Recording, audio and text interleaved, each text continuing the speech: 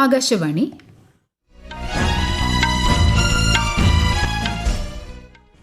നമസ്കാരം.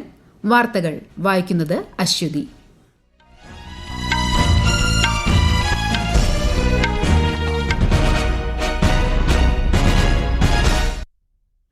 പ്രധാന വാർത്തകൾ.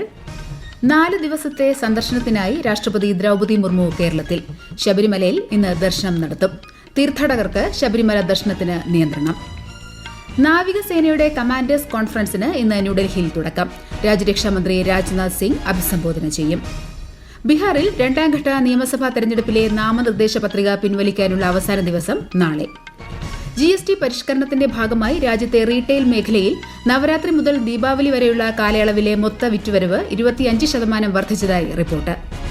കേരളത്തിൽ അതിതീവ്ര മഴ തുടരും. ഇടുക്കി, പാലക്കാട്, മലപ്പുറം ജില്ലകളിൽ ഇന്ന് ചുവപ്പ് ജാഗ്രത. 4 ജില്ലകളിൽ വിദ്യാഭ്യാസ സ്ഥാപനങ്ങൾക്ക് അവധി. കേരള, കർണാടക, ലക്ഷദ്വീപ് തീരങ്ങളിൽ ശനിയാഴ്ച വരെ മത്സ്യബന്ധനത്തിന് വിലക്ക്. വാർത്തകൾ വിശദമായി. 4 ദിവസത്തെ സന്ദർശനത്തിനായി രാഷ്ട്രപതി ദ്രൌപദി മുർമു കേരളത്തിൽ. ശബരിമലയിൽ ഇന്ന് ദർശനം നടത്തും. രാജ്ഭവനിൽ മുൻ രാഷ്ട്രപതി KR നാരായണന്റെ അർദ്ധകായ പ്രതിമ നാളെ ശ്രീമതി മുർമു അനാച്ഛാദനം ചെയ്യും. ശിവഗിരിയിൽ ശ്രീനാരായണ ഗുരു സമാധി ശതാബ്ദി ചടങ്ങിലും പാലാ സെന്റ് തോമസ് കോളേജിലെ പ്ലാറ്റിനം ജൂബിലി ആഘോഷങ്ങളിലും മുഖ്യാതിഥിയായി രാഷ്ട്രപതി സംബന്ധിക്കും. എറണാകുളം സെന്റ് തെരേസസ് കോളേജിലെ പരിപാടികളിൽ മറ്റന്നാൾ പങ്കെടുത്ത ശേഷം ശ്രീമതി മുർമു ഡൽഹിക്ക് മടങ്ങും. രാഷ്ട്രപതി ദ്രൌപദി മുർമുവിന്റെ ശബരിമല ദർശനം ഇന്ന് ഉച്ചയ്ക്ക് നടക്കും. ഇന്ന് രാവിലെ മുതൽ വൈകിട്ട് വരെ തീർത്ഥാടകർക്ക് ശബരിമലയിൽ ദർശനത്തിന് നിയന്ത്രണം ഏർപ്പെടുത്തിയിട്ടുണ്ട്. പത്തനംതിട്ട പ്രമാടം ഇൻഡോർ സ്റ്റേഡിയത്തിൽ വന്നിറങ്ങുന്ന രാഷ്ട്രപതി റോഡ് മാർഗം പമ്പയ്ക്ക് പോകും. കൂടുതൽ വിവരങ്ങളുമായി ആകാശവാണി പത്തനംതിട്ട ജില്ലാ പ്രതിനിധി ശ്രീജി S. ശ്രീധർ. സുരക്ഷ കണക്കിലെടുത്ത് ഇന്നു രാവിലെ മുതൽ വൈകിട്ട് വരെ പമ്പ, സന്നിധാനം എന്നിവിടങ്ങളിൽ തീർത്ഥാടകർക്ക് ദർശനത്തിന് നിയന്ത്രണം ഏർപ്പെടുത്തിയിട്ടുണ്ട്.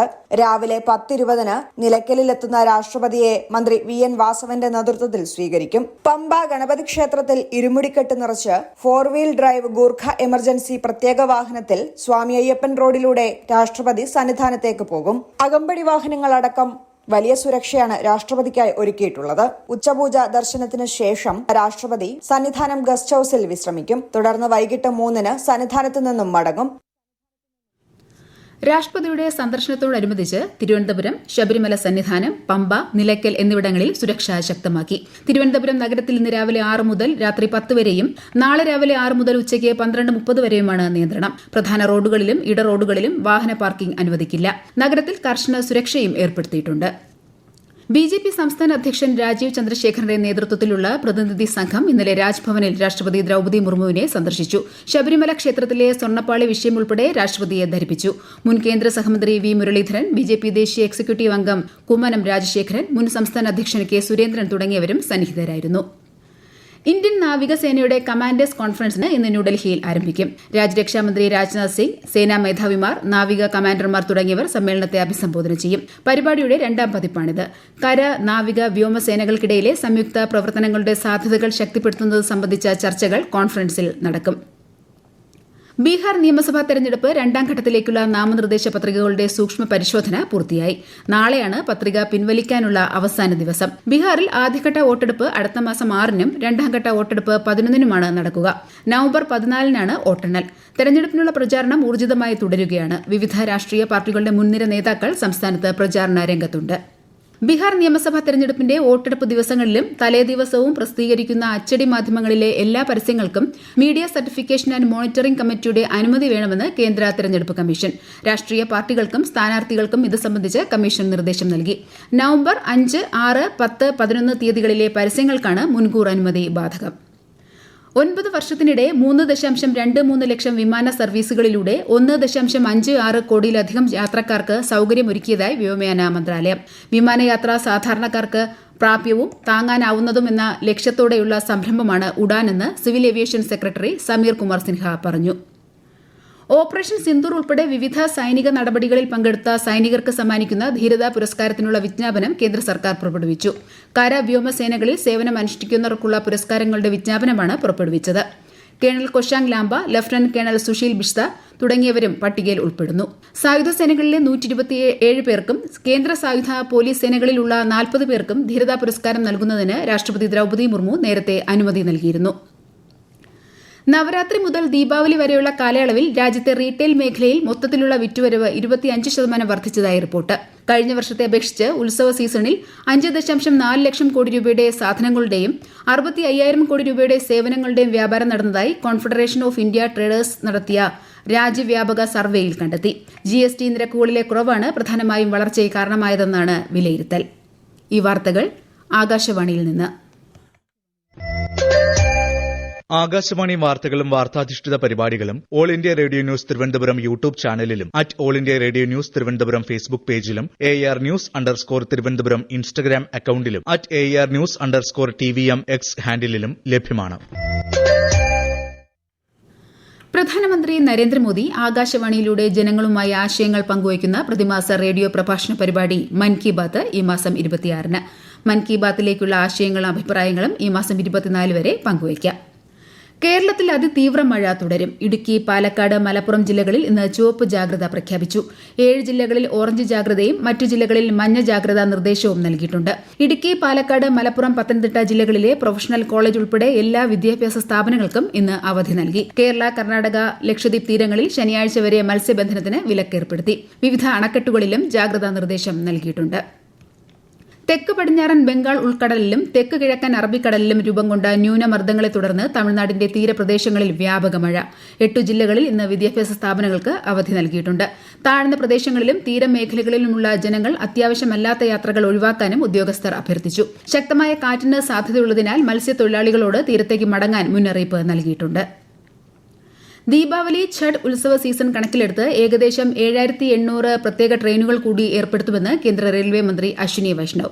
ന്യൂഡൽഹി റെയിൽവേ സ്റ്റേഷൻ സന്ദർശിച്ച കേന്ദ്രമന്ത്രി ക്രമീകരണങ്ങൾ വിലയിരുത്തി. റെയിൽവേ സ്റ്റേഷനുകളിലെയും ട്രെയിനുകളിലെയും തിരക്ക് നിരീക്ഷിക്കാൻ വാർ റൂമുകൾ സജ്ജീകരിച്ചിട്ടുണ്ടെന്നും അദ്ദേഹം പറഞ്ഞു. वॉर रूम में लगातार प्रयास चल रहा है कि सभी पैसेंजर्स को समय पे अपने गंतव्य पे सेफली पहुंचा सके.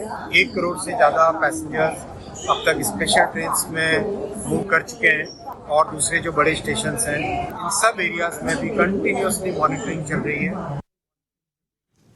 കേന്ദ്ര റെയിൽവേ മന്ത്രാലയം ഗുരുവായൂർ മധുരൈ എക്സ്പ്രസിന് കൊല്ലം ജില്ലയിലെ പെരിനാട് സ്റ്റോപ്പ് അനുവദിച്ചു.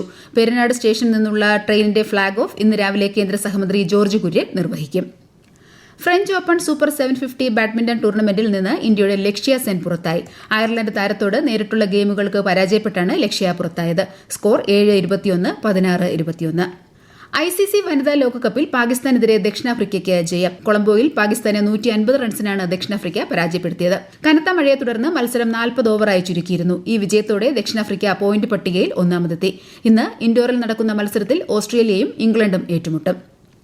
തിരുവനന്തപുരത്ത് ഇനി കായിക മാമാങ്കത്തിന്റെ ദിനങ്ങൾ. 67ാമത് സംസ്ഥാന സ്കൂൾ കായികമേള തിരുവനന്തപുരം യൂണിവേഴ്സിറ്റി സ്റ്റേഡിയത്തിൽ മന്ത്രി KN ബാലഗോപാൽ ഉദ്ഘാടനം ചെയ്തു.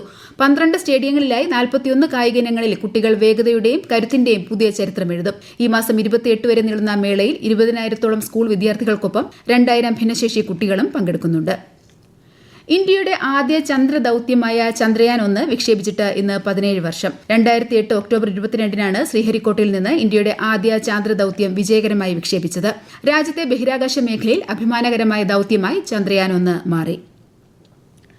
നവംബർ 1 മുതൽ ചൈനീസ് ഉൽപ്പന്നങ്ങൾക്ക് 155% തീരുവ ചുമത്തുമെന്ന് US പ്രസിഡന്റ് ഡൊണാൾഡ് ട്രംപ്. റഷ്യയിൽ നിന്നും ഏറ്റവും കൂടുതൽ എണ്ണ ഇറക്കുമതി ചെയ്യുന്ന ചൈനയുടെ ഏകപക്ഷീയമായ വ്യാപാര നടപടികൾക്കെതിരെയുള്ള പ്രതികരണമാണിതെന്ന് ട്രംപ് പറഞ്ഞു. താരിഫ് വർധന ദേശീയ കടം കുറയ്ക്കാൻ സഹായിക്കുമെന്നും US പ്രസിഡന്റ് വ്യക്തമാക്കി. 4ാമത് സാഫ് അത്ലറ്റിക്സ് ചാമ്പ്യൻഷിപ്പിന് മറ്റന്നാൾ ഝാർഖണ്ഡിലെ റാഞ്ചിയിൽ തുടക്കമാകും. ഗെയിംസിന് മുന്നോടിയായി ഔദ്യോഗിക ജേഴ്സി ഇന്നലെ പുറത്തിറക്കി. ഈ മാസം 24 മുതൽ 26 വരെ ബിർസ മുണ്ട സ്റ്റേഡിയത്തിലാണ് മത്സരങ്ങൾ നടക്കുന്നത്. പ്രധാന വാർത്തകൾ വീണ്ടും. 4 ദിവസത്തെ സന്ദർശനത്തിനായി രാഷ്ട്രപതി ദ്രൌപദി മുർമു കേരളത്തിൽ. ശബരിമല ദർശനത്തിനായി രാഷ്ട്രപതി രാജ്ഭവനിൽ നിന്ന് പുറപ്പെട്ടു. നാവികസേനയുടെ കമാൻഡേഴ്സ് കോൺഫറൻസിന് ഇന്ന് ന്യൂഡൽഹിയിൽ തുടക്കം. രാജ്യരക്ഷാമന്ത്രി രാജ്നാഥ് സിംഗ് അഭിസംബോധന ചെയ്യും. ബീഹാറിൽ 2ാം ഘട്ട നിയമസഭാ തെരഞ്ഞെടുപ്പിലെ നാമനിർദ്ദേശ പത്രിക പിൻവലിക്കാനുള്ള അവസാന ദിവസം നാളെ. GST പരിഷ്കരണത്തിന്റെ ഭാഗമായി രാജ്യത്തെ റീറ്റെയിൽ മേഖലയിൽ നവരാത്രി മുതൽ ദീപാവലി വരെയുള്ള കാലയളവിലെ മൊത്ത വിറ്റുവരവ് 25% വർദ്ധിച്ചതായി റിപ്പോർട്ട്. കേരളത്തിൽ അതിതീവ്ര മഴ തുടരും. ഇടുക്കി, പാലക്കാട്, മലപ്പുറം ജില്ലകളിൽ ഇന്ന് ചുവപ്പ് ജാഗ്രത. 4 ജില്ലകളിൽ വിദ്യാഭ്യാസ സ്ഥാപനങ്ങൾക്ക് അവധി. കേരള, കർണാടക, ലക്ഷദ്വീപ് തീരങ്ങളിൽ ശനിയാഴ്ച വരെ മത്സ്യബന്ധനത്തിന് വിലക്ക്. വാർത്തകൾ കഴിഞ്ഞു. അടുത്ത വാർത്താ പ്രക്ഷേപണം ഉച്ചയ്ക്ക് 12:30.